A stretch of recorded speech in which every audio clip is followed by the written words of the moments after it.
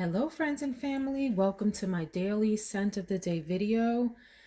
I have to start off with the beginning of a sitcom that I watched as a kid. Love and marriage, love and marriage. Anybody know what I'm talking about? We're talking about Married with Children. Who watched that show back in, when did that air? Was it late 80s or 90s, somewhere in there, with Peggy and Al Bundy? Oh, Al. The fragrance I have today reminds me of Peggy Bundy, and it's mostly because of the packaging. It is Mancera Wild Python. Look at this bottle. Ooh wee. First of all, let's talk about the fact that this comes in an enormous bottle. It's 4 fluid ounces for this, which is huge. And the bottle is cool. I like it, but it's gaudy cool, right? And a bottle can be so gaudy that it's pretty. And this is what this bottle does for me.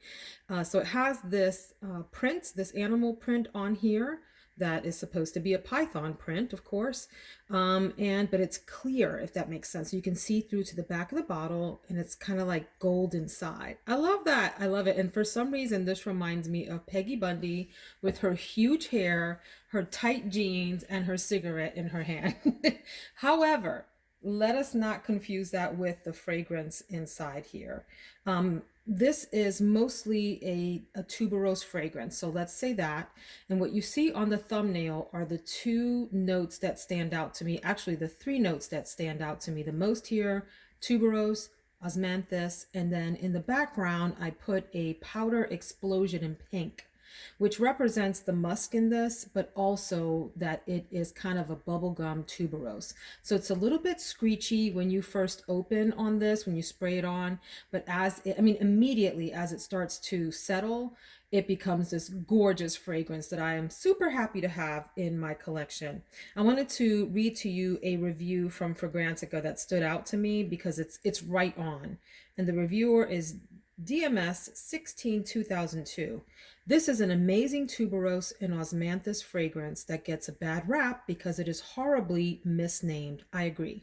This is no deadly python, but the happiest aquatic snake frolicking through lily pads and lotus flowers.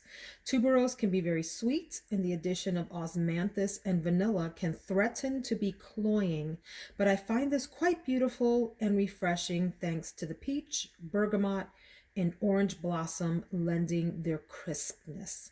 Fragrantica indicates an animalic note, but I detect none. While python is inoffensive, inviting, and feminine, a scent that you feel beautiful in. I think that that is right on. This is one. So really quickly with the reviews, they claim that this is, has a enormous projection and a lot of sillage and all of that, very long lasting. I kind of find it on the softer side though. This isn't a fragrance that, completely takes over a room. I have oversprayed, so we're gonna find out in exactly 7.5 minutes after I finish this video and go downstairs whether people agree with me or not. But this is a very rich smelling, and I mean rich in the sense that it's decadent. I'm not talking about rich money. Rich, decadent smelling tuberose fragrance with a little tiny bit of bubblegum, which I kind of like.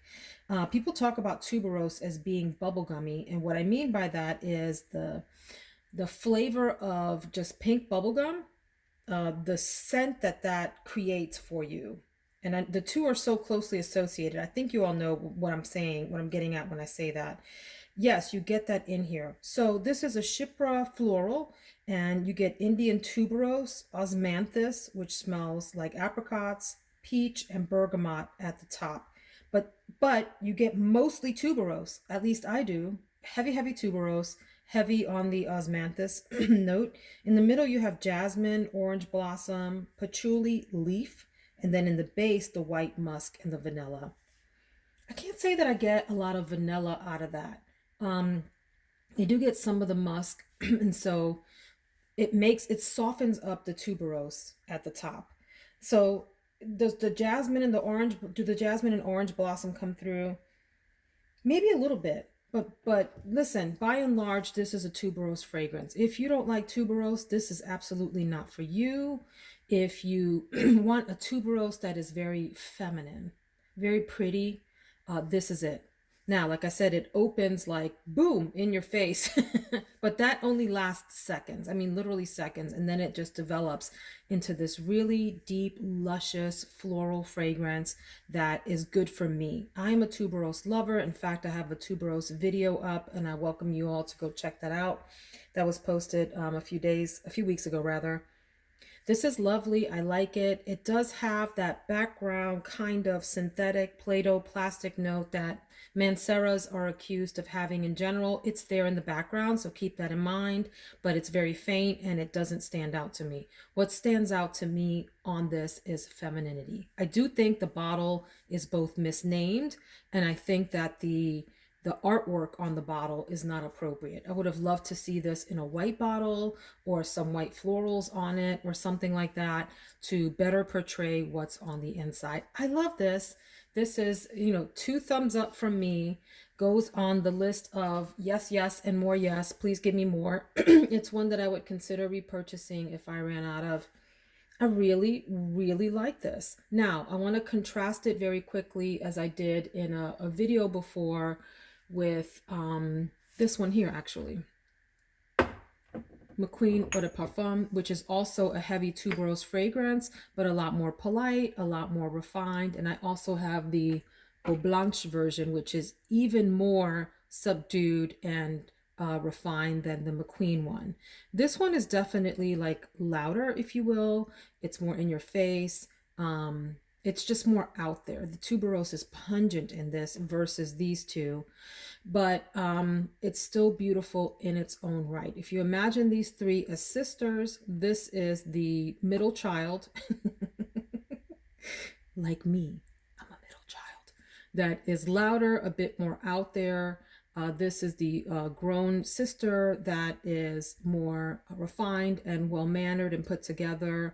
And this is the younger sister that has learned from the two and become quieted down, and has excellent, fashion taste, excellent taste in food, excellent taste in music and everything in life.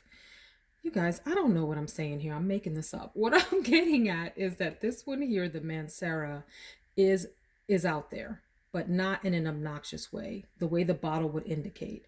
Now, when I first tried this, when I hauled it a while back, you'll see in that video that I think I might have called this screechy and obnoxious.